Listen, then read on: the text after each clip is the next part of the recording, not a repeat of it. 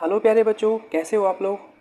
तो बच्चों, कल हमने बात की थी radio waves, microwaves, infrared waves, इनके बारे में बात की थी कि ये किस किस साइंटिस्टों ने इनकी खोज की और इन सब की वेवलेंथ कितनी होती है।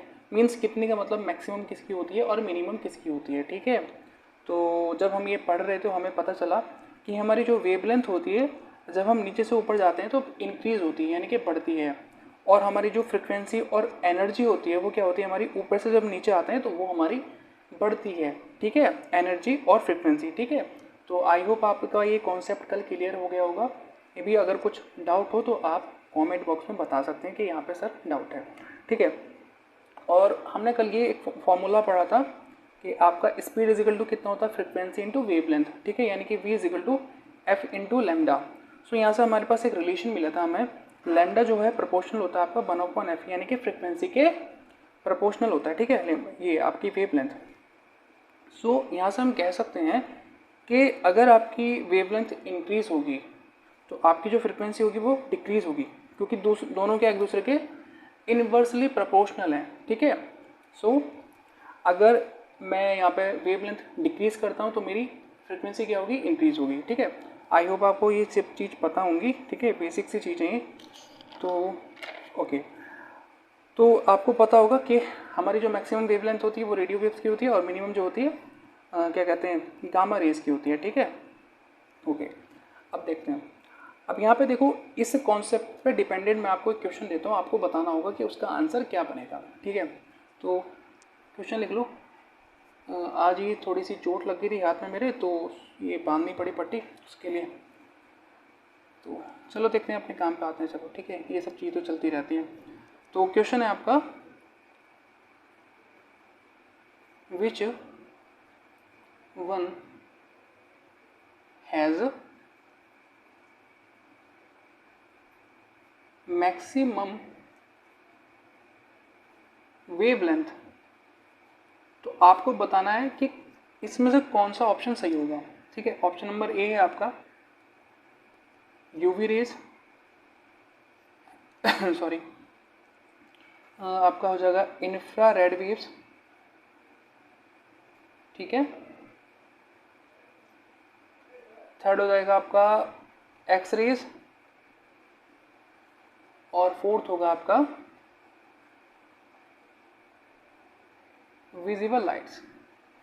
तो जो हमने कल कॉन्सेप्ट पढ़ा था उसी पर डिपेंडेड, ये जो कॉन्सेप्ट पढ़ा था उसी पर डिपेंडेड आपका ये क्वेश्चन है। तो आपको बताना कि चार ऑप्शन में से किसकी वेवलेंथ सबसे ज़्यादा मैक्सिमम होगी। अब आपको पता है कि जितनी भी रेज होती हैं इनकी एनर्जी और फ्रिक्वेंसी तो हाई होती है, बट इनकी जो वेवलेंथ होती है वो क्या होती है, मिनिमम होती है, क्योंकि यहाँ पे ये नीचे आती है ग्राफ में। ठीक है, ये जो आपकी जो ये कॉन्सेप्ट है, टेबल बनी पड़ी है, इसमें नीचे आती है। जो ये नीचे वाली होती हैं इनकी क्या होती है, वेवलेंथ और सॉरी इनकी आपकी फ्रिक्वेंसी और क्या बोलते हैं एनर्जी मैक्सिमम होती है, बट वेवलेंथ क्या होती है, इनकी कम होती है। तो ये वाला ऑप्शन कट गया। ठीक है, ये वाला ऑप्शन भी कट गया। अब आपके पास बची विजिबल लाइट और इंफ्रारेड वेव्स। अब देखो, इंफ्रारेड वेव्स और विजिबल लाइट आपकी ये रही और इंफ्रारेड वेव्स आपकी ये रही। ठीक है, तो आपको क्या करना है, जैसे वैसे कॉन्सेप्ट के हिसाब से तो मैक्सिमम ये होती है। ठीक है, मैक्सिमम जो वेवलेंथ होती है वो आपकी रेडियो वेव्स की होती है, बट हमें चार ऑप्शन दिए गए हैं तो हमारे दो कैंसिल हो गए। अब इन ऑप्शन में से बताना कि इन दोनों ऑप्शन में से आपका कौन सा ऑप्शन ठीक होगा। तो विजिबल लाइट ये रहा आपका और इंफ्रारेड वेव्स ये रहा। तो इंफ्रारेड वेव्स ऊपर है, तो इंफ्रारेड वेव्स की जो वेवलेंथ होगी आपकी एज कंपैरिजन इन चारों में सबसे ज़्यादा होगी। ठीक है, तो ये आपका इस कॉन्सेप्ट पे डिपेंडेंट एक क्वेश्चन था। आई होप आप समझ गए होंगे। ठीक है, अब देखते हैं, आगे बढ़ते हैं। अब आपको एक नोट बता देता हूँ। देखो, नोट है बच्चे, ये जो सारा कॉन्सेप्ट है, ठीक है, हमने जो आपको परसों पढ़ाया था, ये एक्सपेरिमेंट कहाँ पे हुआ है, आपका एनवायरनमेंट के अंदर हुआ है। ठीक है, जहाँ पे आपकी विभिन्न विभिन्न या फिर डिफरेंट टाइप की आपकी गैसेस हैं, धूल के कण हैं और पता नहीं क्या क्या हैं। ठीक है, ह्यूमिडिटी भी है, सब कुछ है। तो ये एक्सपेरिमेंट एनवायरनमेंट में हुआ है। तो एनवायरनमेंट में क्या होता है, सबकी अलग अलग स्पीड होती है। रेड रेस की जो ये रेड है इसकी अलग स्पीड होगी, ऑरेंज की अलग स्पीड होगी, येलो की अलग होगी, इसकी अलग होगी, रेडियो वेव्स की, माइक्रोवेव्स की, सबके अलग अलग स्पीड होती है। बट अगर यही एक्सपेरिमेंट में कहाँ पे करने लगूँ, निर्वात में करने लगूँ। निर्वात यानी कि वैक्यूम की अगर बात करेंगे तो वैक्यूम में सारी ये जो सारी चीज़ है ना, जितनी रेज हैं, जितनी वेव्स हैं, जितनी विजिबल लाइट हैं, सबकी स्पीड सेम हो जाती है निर्वात में, ठीक है, यानी कि वैक्यूम में, क्योंकि वहाँ पे आपको इनको डिस्टर्ब करने के लिए कुछ होता ही नहीं है वहाँ पे, ठीक है।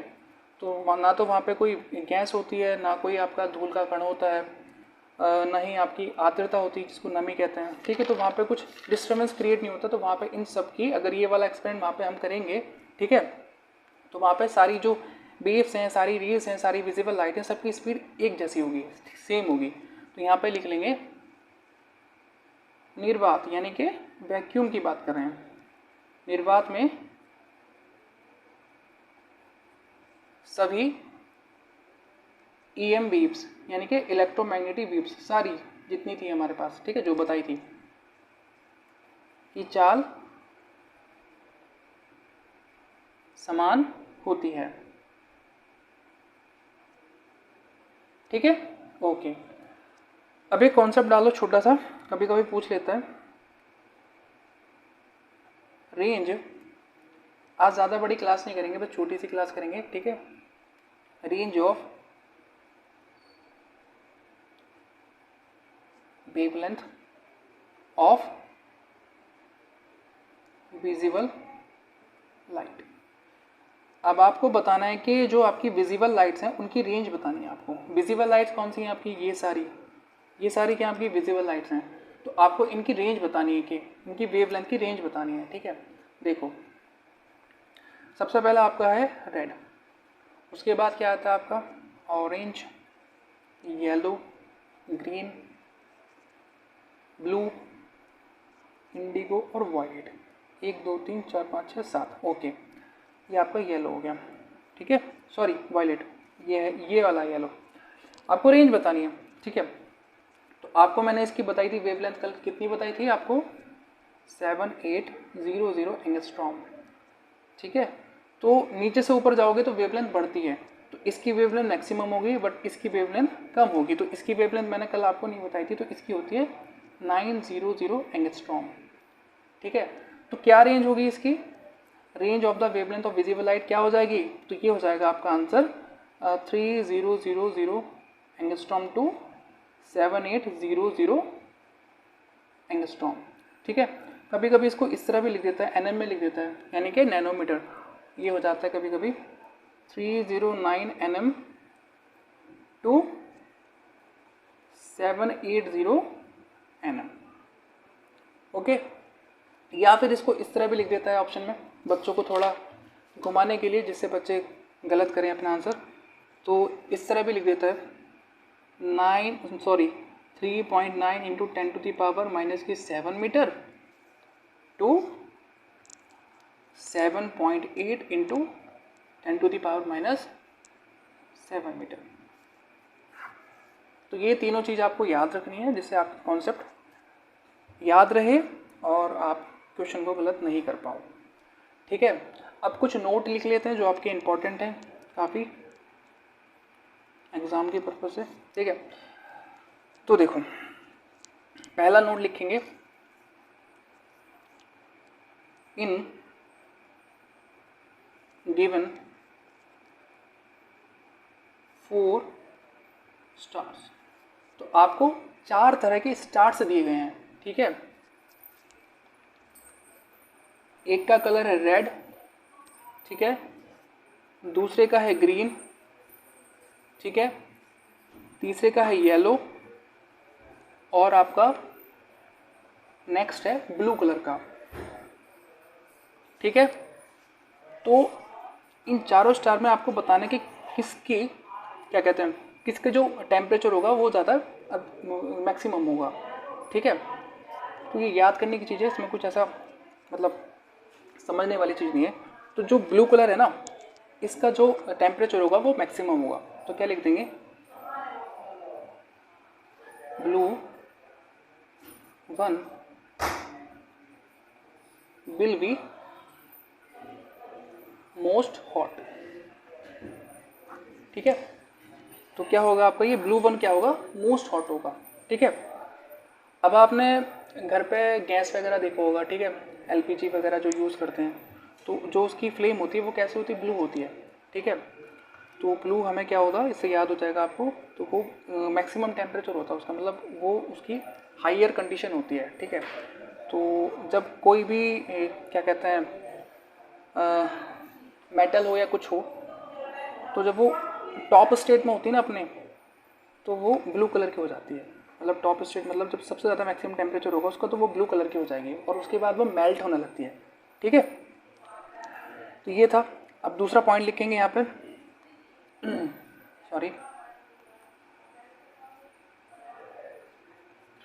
जब किसी धातु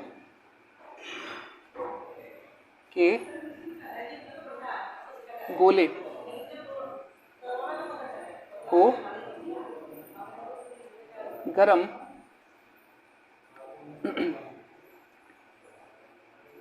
किया जाता है, ठीक है।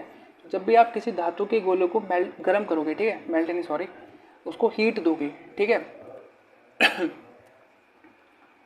तो पहले क्या होगा, तो पहले वह लाल होगा, स्टार्टिंग में लाल होगा वो, ठीक है।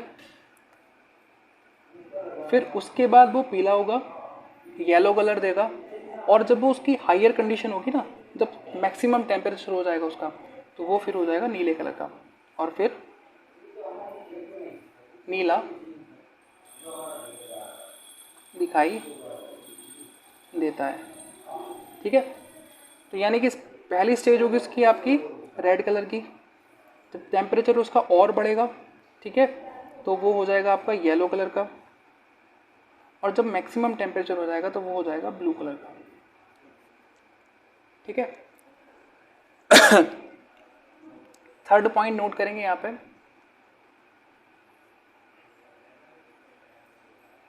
The colour of a star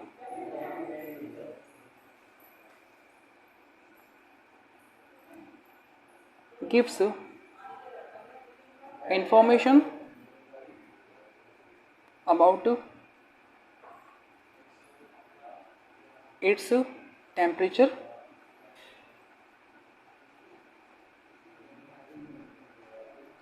and energy, ठीक है।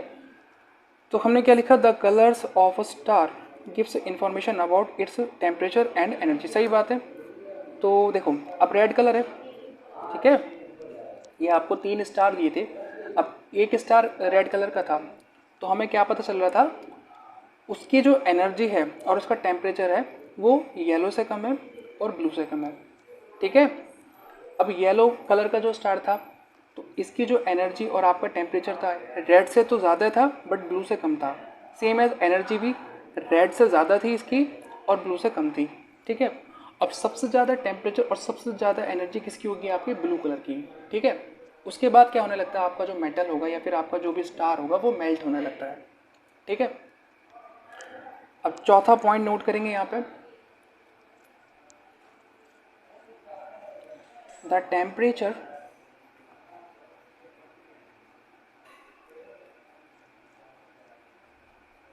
of the outer surface of sun is 6000 ये आपका होगा केल्विन, ठीक है। तो जो टेम्परेचर है सन के आउटर सरफेस का वो कितना होता है, 6000 केल्विन। अगर मैं इसको डिग्री सेंटीग्रेड में बनाऊँ तो क्या हो जाएगा, इसमें से ये आप माइनस कर दोगे, ठीक है, ये आपका हो जाएगा 5727 डिग्री सेंटीग्रेड, ठीक है। तो आज की क्लास को हम यहीं तक रखते हैं, ठीक है, छोटी सी क्लास थी आज, बट मुझे लगता है टाइम तो लगभग उतना ही हो गया, ठीक है। तो आज इतना ही रखते हैं, फिर कल मिलेंगे अपने नए कॉन्सेप्ट के साथ। तो अगर कोई डाउट हो तो आप कमेंट बॉक्स में बता सकते हैं कि सर यहाँ पे डाउट आ रहा है, ठीक है, मैं उसको बताऊँगा। तो अभी बस इतना ही रखते हैं, थैंक यू।